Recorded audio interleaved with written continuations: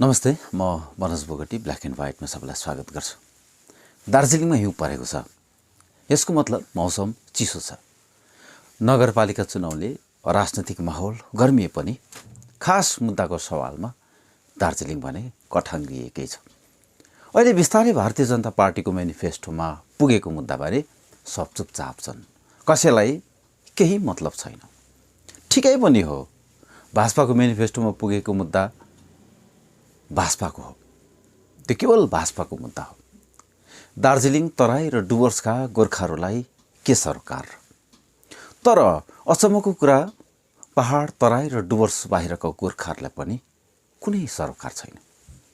हुन त 11 जातलाई जनजाति बनाउने मुद्दा र स्थायी राजनैतिक समाधान भन्ने दुईवटा मुद्दा गोर्खाहरूले आन्दोलन गरेर शहीद भएर रणनीति बनाएर उठाएको मुद्दा होइन। गोर्खाहरूले त एउटै मात्र मुद्दा उठाएको थियो, त्यो हो छुट्टै राज्य गोर्खाल्यान्ड। यो त विशुद्ध भाजपाको मुद्दा हो, पीपीएस। गोर्खाको मुद्दा होइन। गोर्खाको मुद्दा त केवल गोर्खाल्यान्ड मात्रै हो। गोर्खाको मुद्दा हटाएर भाजपाको मुद्दा सतहमा कसले ल्याएका हुन्? तपाईहरुलाई थाहा छ, विमल गुरुङ, मन घिसिङ, आरबी राई जस्ता ठुला नेताहरूले भारतीय जनता पार्टीलाई गोर्खाल्यान्ड शब्द हटाएर त्यसको साटो स्थायी राजनीतिक समाधान राख्न अनुमति दिएका हुन्। पहाडका नेताहरूले यस्तो उपद्रव गर्दा बङ्गाल बाहिरको गोर्खाहरू भने चुपचाप बसे। अहिले विमल गुरुङ भन्दैछन् त्यो भाजपाको कूटनीति थियो। आशा देखाउने तर मुद्दालाई सम्बोधन नै नगर्ने भाजपाको नीति थियो। भाजपाले पटक्कै दिँदैन। विमल गुरुङलाई तिनका भाराभुरे फेसबुके बौद्धिकहरू जसले मिसन 2020 चलाए, उनीहरूले आशा गर्दा भाजपाले दिँदैन, राष्ट्रिय रणनीतिले भाजपालाई चेप्नुपर्छ भनेर शिक्षा दीक्षा पनि दिएनन्, न त यस्तो मिसन नै बनाए। अहिले उनीहरू फेसबुकमा नै रोइ कराई गरिरहेका छन्। कति त अर्को पार्टी खोल्ने सुरमा पनि लागिसकेका छन्। लठुवालाई कौन बनेका करोडपतिमा पठाउनेहरूलाई आफ्नो बोस अडिसनमै झ्याप हुने ज्ञान नभएकाहरूले पार्टी खोल्ने अचम्म छ। तपाईहरूलाई थाहा छ, केन्द्रले छुट्टै राज्य दिँदैन भनेर विमल गुरुङले 3 वर्ष दिल्लीमा भाजपाका नेताहरूसित घनिष्ठ सम्बन्ध बनाएपछि र उनीहरूसित दैनिक रूपले उठबस गरेपछि पत्तो पाए। विमल गुरुङलाई राजनीति गर्नु छ, तर भाजपाले छुट्टै राज्य गठनै गर्दैन। भाजपाले नदिने बजै भनेर आइतबार बारेको बारेकै। भाजपाले नदिने पक्का भइसकेपछि विमल गुरुङलाई आफ्नै आन्दोलनकारी घाँडो भयो। छुट्टै राज्यको निम्ति विस्थापित बनेका खाँटी आन्दोलनकारीहरूको नाडीमा कति ताकत थिएछ अथवा थियो? त्यो त जसले गोली ठोक्यो उसैको हात समातेर पहाड फर्किने बित्तिकै आन्दोलनकारी र विस्थापितहरूको जाति प्रेम, माटो प्रेम हेर्न लायक बनिगयो। जुन ममताले खिदायो त्यही ममताले बोलायो। अहिले विस्थापितहरू हिउँ खेलिरहेका होलान्। दार्जिलिङमा हिउँ परेको छ। त्यसरी फर्किएपछि उनीहरूले विनय तामाङ अनि अनित थापा तिमीहरू ठिकै थिएछौ मात्र भनेनन्, तर विनय अनितलाई गद्दार भन्न चाहिँ चट्ट छोडे। आफैहरूमा गद्दार बनेपछि भन्नुस् पनि कसरी? सायद अब गोर्खाल्यान्डको लागि केवल दार्जिलिङले मात्र लडेर पुग्दैन भन्ने कुरा उनीहरूले थाहा पाइसके। कि त गोबर भरिएको टाउको बोकेर जाति प्रेम र माटो प्रेमको प्रवचन नै छाँटिरहेका छन्। यदि उनीहरूले त्यसो गर्दैछन् भने हत्याराले अहिंसाको प्रवचन दिए जस्तो मात्र हो। त्यो यस्ता लबस्तराहरूबाट जोगिएकै बेस। वास्तवमा दुईवटा कुरा हुनुपर्थ्यो। 2017मा विनय अनितले आत्मसमर्पण नगरेर राष्ट्रिय रणनीति बनाउनु पर्थ्यो। तर उनीहरूले आत्मसमर्पण गरे पनि मुद्दा चाहिँ मरेन। मुद्दा भाजपाको मेनिफेस्टोमा पीपीएस बनेर पुग्यो। आखिर भाजपाको मेनिफेस्टोमा पुगेकै थियो मुद्दा। त्यसलाई फत्ते गराउन विनय अनितले गर्न नसकेको काम विमल गुरुङले गर्नै सक्थ्यो अथवा गर्नु पर्थ्यो। मौका पनि थियो, दिल्लीमा पनि थिए। देशभरिका स्टेक होल्डर एक गर्न सक्थे, राष्ट्रिय रणनीति बुन्न सक्थे। तर भाजपाको आशामा आफै एक्लै मुद्दा हाँक्ने हुँदा भाजपाले विमल गुरुङलाई लोप्पा खुवाइदियो। त्यसपछि प्रशान्त किशोरले पनि तिनलाई लोप्पा नै खुवाइदियो। विमल गुरुङले लोप्पा खाँदा जनताले पनि लोप्पा नै खाए ढुक्कै। 2017मा जुन जनसमर्थन थियो त्यसलाई शक्तिको रूपमा एकत्रित गर्ने रणनीति नहुँदा नै भाजपाले पहाडका दलहरूलाई ह्याकुलाले मिचेको। भाजपालाई ह्याकुलाले मिच्ने स्पेस पहाडकै दलहरूले दिएको। यस हिसाबले मुद्दा विचलनमा पार्ने विनय अनित मात्र होइनन्, विमल, आरबी, मन तथा यस्ता झिना मसिना सबै दल पनि हो भन्ने कुरा अहिले साबित भइसक्यो। केवल दलहरू मात्र होइन, बौद्धिकहरू, सचेतहरू अनि जनता समेत पनि दोषी हुन् भन्ने कुरा त अहिले साबित भइसक्यो। त्यहीदेखि नै पहाडको राजनीति अलपत्र परेको, अहिलेसम्म अलपत्र नै परिरहेको छ। अहिले दलहरूको राजनीतिको केन्द्रमा छुट्टै राज्य गोर्खाल्यान्ड छैन, किनभने सबैलाई थाहा भइसक्यो पहाड, तराई र डुवर्सले मात्र लडेर सरकारमा दबाव पुग्दैन। यसैले छुट्टै राज्य गोर्खाल्यान्डको नाममा पहाडले दुईवटा व्यवस्था पायो, दागोपापो र जिटिए।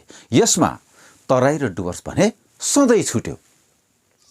तर यसपल्ट तराई र डुवर्स पनि छुट्नु हुँदैन भन्ने न्यारेटिभ बोकेर बिपी बजगाईहरू निरन्तर राजनीति गरिरहेका छन्। तपाईँलाई थाहा छ कि छैन? थाहा छैन भने द हिमाल वर्ल्डमा प्रमोद गिरीले गरेको अन्तर्वार्ता हेर्नुभयो भने बजगाईको त्यो राजनीति पनि तपाईँहरूले चाल पाउनुहुनेछ। अघिल्लो संसद सत्र चल्दै गर्दा पत्र र वार्ताको लागि एसपी शर्मा अनसन बसेका थिए। अहिले त एसपी शर्मा अनसनको नामै लिन मान्दैनन्, किनभने काम सकियो, ड्युटी सकियो।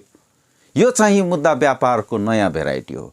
नहुँदो हो त अहिले चलिरहेको सदनमा गोर्खाको मुद्दालाई सम्बोधन गर भनेर दबाब दिइहाल्थे नि कि कसो। भर्खरै तपाईँहरूले देख्नुभयो, छुट्टै राज्य उर्फ पिपिएस र 11 जातलाई जनजाति बनाउँछु भनेर सदन गएका राजु विष्ट बागडोगरा एयरपोर्टको लागि चिच्याउँदै थिए। तिनलाई जेको निम्ति पठाइएको थियो त्यसबारे बोल्न भाजपाले रोक लगाएको छ। नत्र यत्रा सदनमा बोले खास मुद्दा किन छुट्याउँथे त? तपाईँहरूलाई थाहा छ अथवा तपाईँलाई थाहा होला अथवा नहोला, सोमबारदेखि सुरु हुने संसदको बजेट सत्रमा उत्तर प्रदेशको अनुसूचित जनजातिको सूचीमा संशोधन गर्न 15वटा विधेयकहरू सूचीबद्ध गरेको छ। संशोधित विधेयक 2022 को उद्देश्य भनेकै उत्तर प्रदेशको लागि अनुसूचित जाति सूचीबाट एक जातिलाई हटाउनु र यसलाई एसटी सूचीमा सामेल गर्नु हो। केन्द्र सरकारले चुनाव आयोगसित विधेयक पेश गर्नको लागि अनुमति समेत मागेको छ, किनभने युपीमा 8 जनवरीदेखि आदर्श आचार संहिता लागू छ। युपीको एससी सूचीमा 72 अनि एसटी सूचीमा 6 जाति छन्। कुनै जातिलाई एससीदेखि एसटी सूचीमा ल्याउँदा लाभार्थीहरूको शिक्षा र सरकारी नोकरीको लागि उपयुक्त आरक्षण प्राप्त गर्न सहज हुन्छ, किनभने युपीमा एसटी बीच प्रतिस्पर्धा कम छ। झारखण्डमा एससी र एसटी सूची अनि त्रिपुरामा एसटी सूचीलाई संशोधित गर्न 2वटा बिल पनि सूचीबद्ध गरिएको छ। तर गोर्खाहरूको 11 जातलाई जनजाति बनाउने मुद्दा भने सूचीमा नै छैन। उत्तर प्रदेश, झारखण्ड र त्रिपुराको जनजातिको मुद्दा सूचीकृत हुँदा किन गोर्खाको चाहिँ छोडियो त? यसको कारण सिधी रूपमा राजु विष्ट नै हुन्। कसरी हुन् त? त्यो बुझ्नलाई बिबी बजगाईको यो बयान हेर्नुहोला, सुन्नुहोला। 2-3 पल्ट उहाँले रिजेक्ट गरेको, घरि त उताले दियो भने नेपालबाट इन्फ्लक्स हुन्छ भन्ने कुरा पनि गरिरहेको छ अघि, र सम्भव छैन भन्ने कुराहरू। तर जहाँसम्म मलाई लाग्छ, यो जब 2005-6मा जब यो 4देखि जो कुरा आयो 6 सिड्युलको कुरा, यहाँनिर हामी त यो पपुलेसन स्ट्रक्चर हेर्दाखेरि पनि यहाँनिर हामी 33 भन्दा कम्ती एसटी थियौँ कि तर पनि 6 सिड्युल त्यति बेला कांग्रेस गभर्नमेन्ट दिइसकेको प्राय छिरिसकेको गोल हो कि र त्यति बेला मलाई लाग्छ त्यो हुँदै नहुने कुरा पनि पोलिटिकल विल भएको कारणले गर्दा 6 सिड्युल झन्डै छिरेको हो तर अहिले आएर चाहिँ जहिले पनि स्टेट गभर्नमेन्टलाई देखाउने अथवा रेजिस्ट्रार जेनरलको देखाउने एउटा कुरा चलिरहेको छ यो किन भइरहेको छैन भन्नुहोस् त यसमा त सेन्ट्रल गभर्नमेन्ट एकदमै सिन्सियर नदेखिरहेको स्थिति देखिन्छ नि किन चाहिँ पोलिटिकल विलले आज गएर रेजिस्ट्रार जेनरल अफ इन्डियालाई चाहिँ एउटा पोलिटिकल एउटा this is a political decisions भनेपछि त यो भइहाल्ने कुरा हो नि भने यो ब्याकड्रपमा चाहिँ 6 सिड्युल राखेको छ हजुर बताउनुहोस् त कसरी हो बुझाउनुहुन्छ यो कुरा होइन ब्याकड्रपमा के राख्नु भएको छ या कसले के राखेको छ त्यो त म जान्दिनँ हो नि 6 schedule logically speaking it was not possible नि चर्चा गरौँ तर it was about to be made possible by the central government because the other government had taken a political decision नि त अहिलेसम्म किन यो भइरहेको छैन 11 जनजातिमा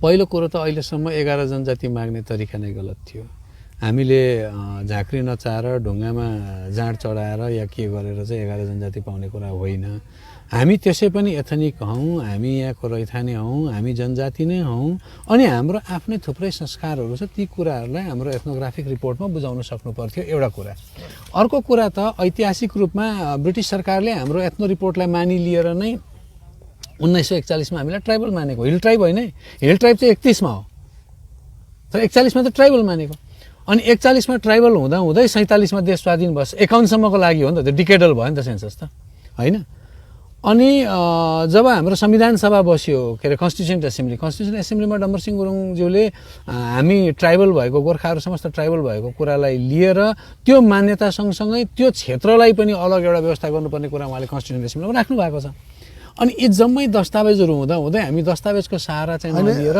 एकछिन दस्तावेजको सहारा तपाईँ मलाई लाग्छ तपाईँ एकदमै रुलिङ एलिटको भाषा बोलिरहनु भएको छ होइन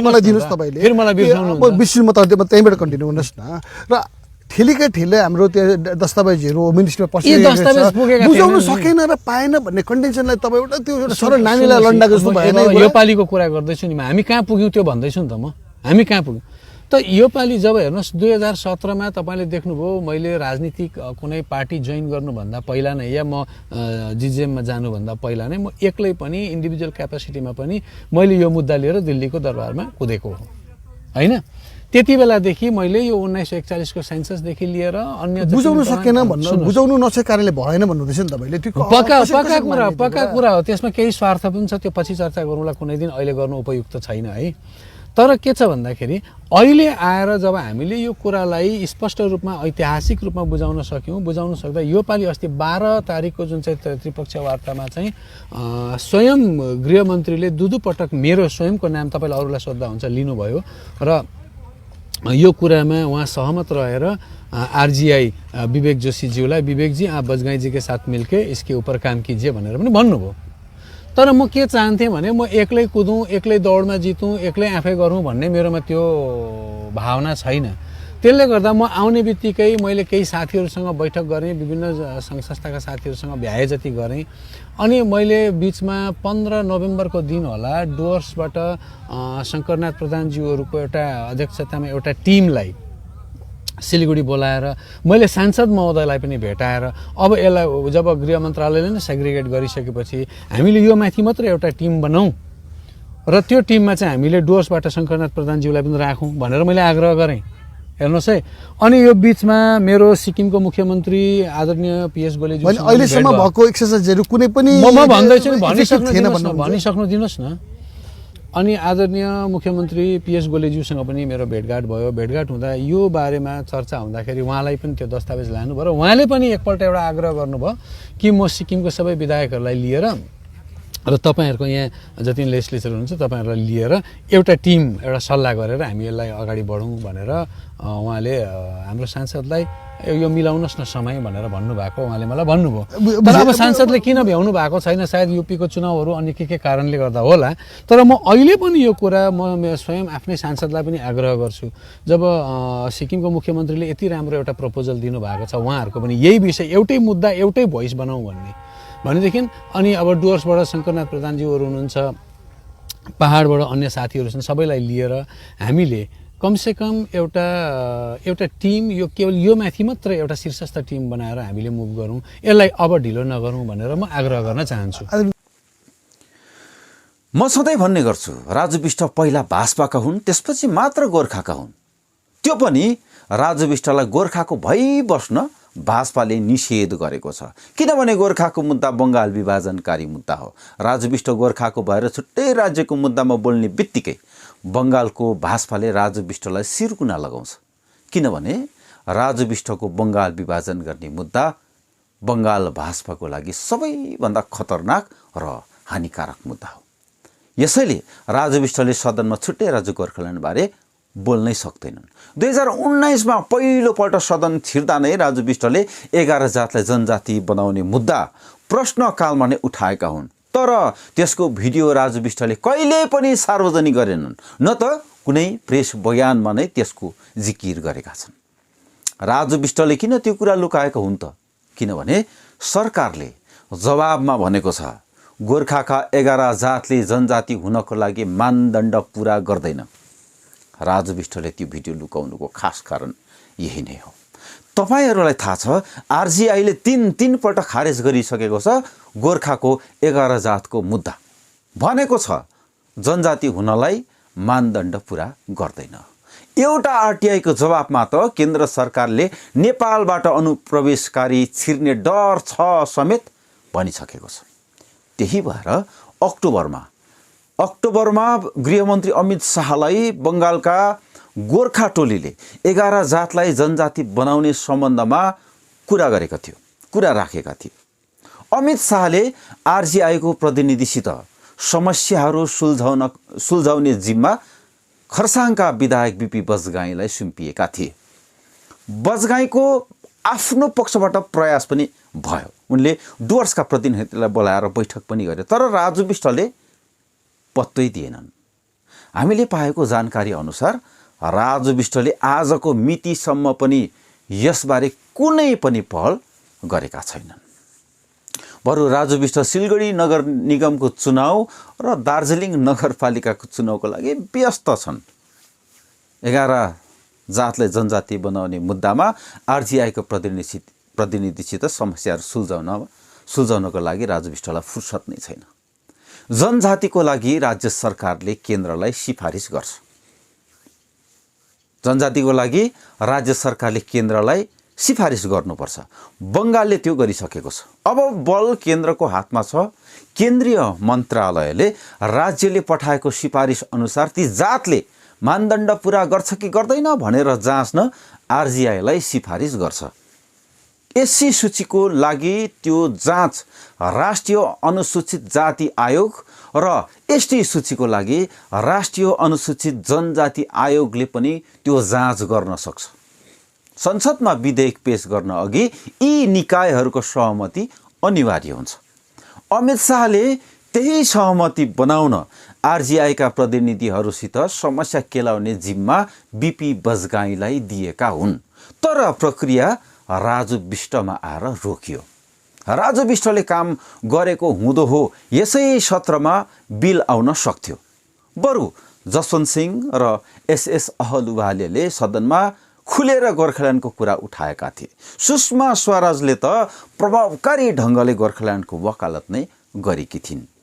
त्यो हिसाबमा राजु विष्टले त ढलेको सिङ्का समेत भाँचेका छैनन्।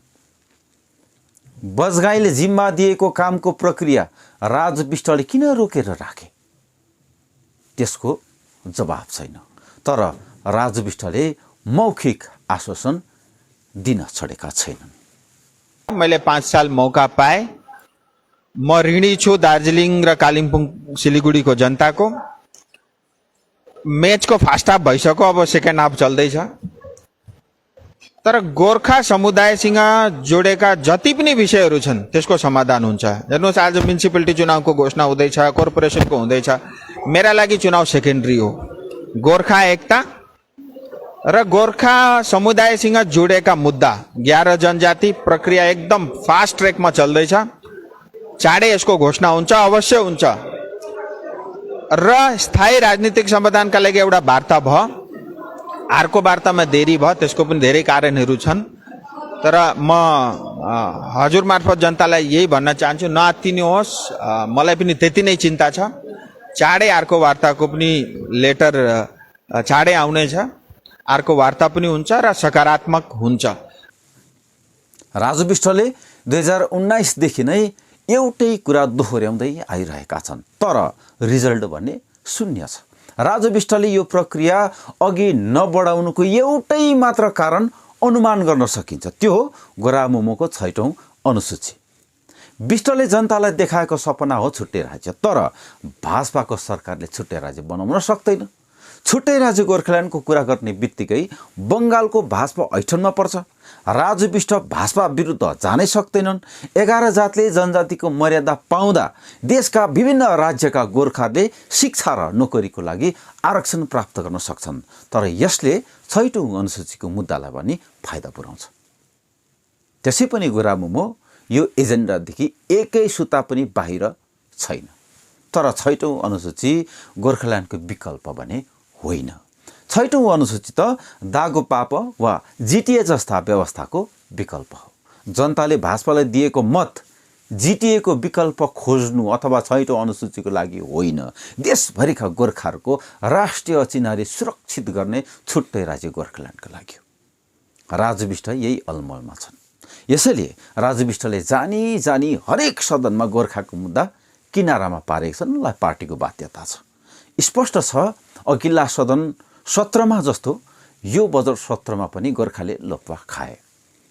अब 2024 नजिक छ। पिपिएस र 11 जातको मुद्दा त्यसैको लागि जोगाएर राखिएको हो कि? अचम्म त के भने भाजपा नगरपालिका चुनाव समेत यही मुद्दा देखाएर लडिरहेछ।